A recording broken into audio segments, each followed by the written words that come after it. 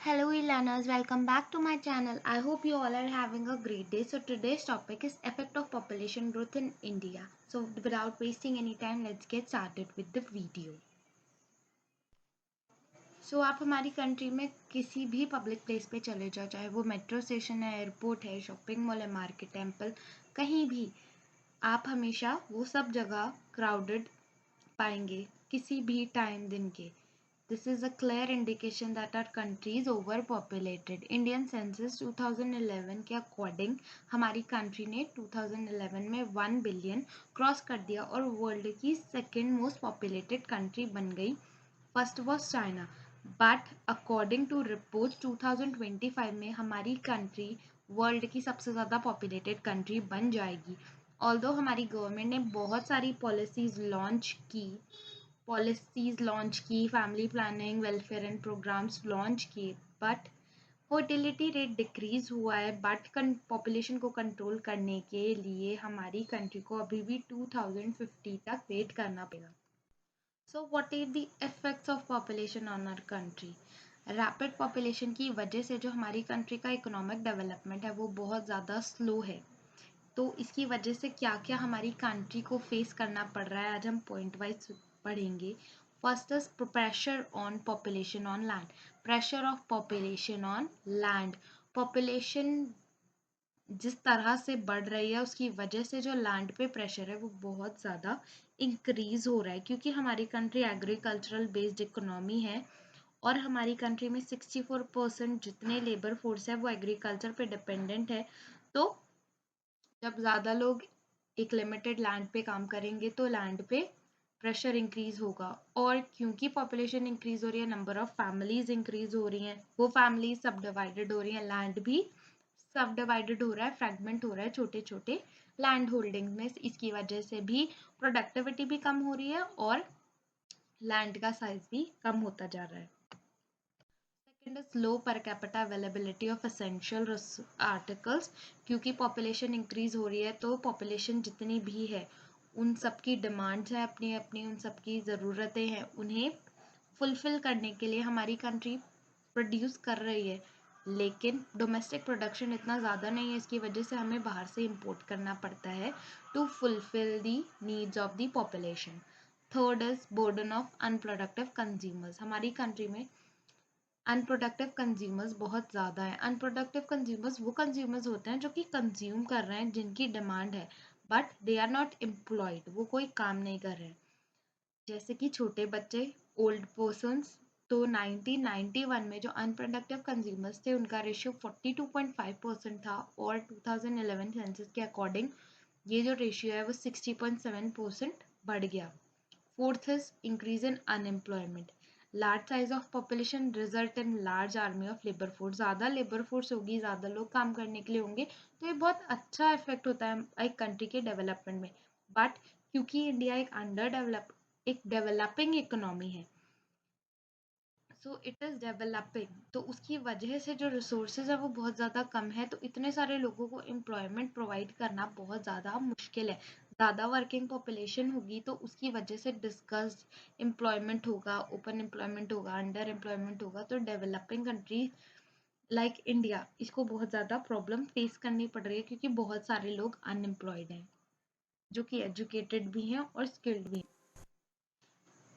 Fifth is low quality of life. क्योंकि population rapidly increase हो रही है, इसकी वजह से जो स्टैंडर्ड ऑफ लिविंग है हमारी कंट्री का वो धीरे धीरे कम होता जा रहा है. क्योंकि ज़्यादा लोगों को अब हमारी को क्वालिटी ऑफ लाइफ प्रोवाइड करनी है तो वो बहुत ज़्यादा मुश्किल है. जैसे कि इलिटरेसी इंक्रीज हो रही है, हेल्थ सर्विसेज इतनी अच्छी नहीं है, सेफ ड्रिंकिंग वाटर नहीं मिल रहा, जो चिल्ड्रन बिलो 5 है वो अंडर वेट है. वर्ल्ड डेवलपमेंट रिपोर्ट के हिसाब से इन्फेंट मोर्टालिटी रेट हमारी कंट्री में 44% है. 44 पर 1000 लाइफ बर्थ्स है. मोटरनल मोर्टालिटी रेट 130 है out of 1 lakh life births.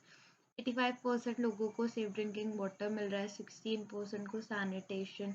हमारी कंट्री में पॉवर्टी भी बहुत ज़्यादा है, तो इसकी वजह से लो क्वालिटी ऑफ लाइफ है.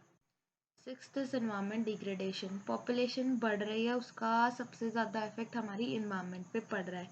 क्योंकि ज़्यादा लोग हमारी कंट्री में, तो उसकी वजह से जो लॉस ऑफ बायोडाइवर्सिटी हमें फेस करनी पड़ रही है, एयर और वाटर पॉपुलेशन, एयर और वाटर पोल्यूशन बढ़ रहा है, लैंड पे प्रेशर बढ़ रहा है, डिफॉरेस्टेशन इंक्रीज बहुत ज़्यादा बढ़ चुका है, क्योंकि अब पॉपुलेशन ज़्यादा है तो रहने के लिए जगह चाहिए, एग्रीकल्चर करने के लिए जगह चाहिए, तो उसकी वजह से हम फॉरेस्ट को ही सबसे पहले काटेंगे, तो डिफॉरेस्टेशन हो रहा है, एग्रीकल्चर एक्सपेंड की वजह से लॉस ऑफ बायोडाइवर्सिटी है, इंडस्ट्रियलाइजेशन अर्बनाइजेशन हो रहा है, तो इसकी वजह से डायरेक्ट इम्पैक्ट हमारे एटमॉस्फेयर पे पड़ रहा है, मेगा सिटीज़ की वजह से भी पॉल्यूशन बहुत ज़्यादा बढ़ गया है, वाटरबोर्न डिजीजेज लोगों को फेस करनी पड़ रही हैं, कोस्टल एरियाज पे जितने भी मेरीन लाइफ है, स्पीशीज है, वो एंडेंजर्ड स्पीशीज अब बन गई हैं, क्योंकि वहाँ पे भी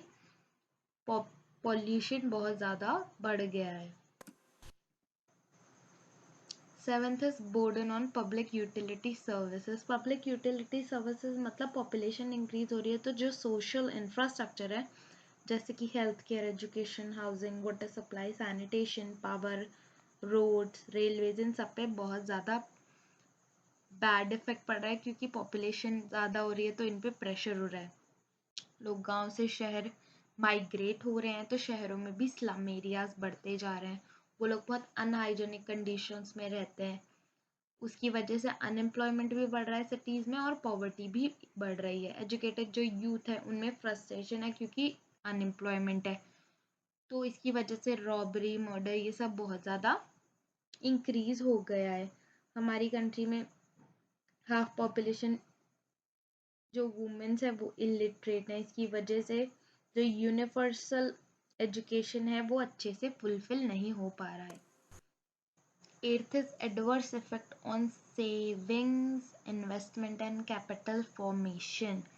जो डेवलप्ड नेशंस होते हैं वहाँ पे 2 अगर डिपेंडेंट हैं तो 3 वर्कर्स होंगे, लेकिन एक developed under developed country like India, यहाँ पे 4 डिपेंडेंट है तो 3 ही लोग काम करते हैं, तो 4:3 का रेशियो बहुत ज़्यादा कम है, तो जब लोग ज़्यादा डिपेंडेंट है तो खर्चा भी उतना ही होगा, तो सेविंग्स बहुत ज़्यादा कम है, सेविंग्स कम होंगी तो कैपिटल फॉर्मेशन भी डायरेक्टली कम हो जाएगा।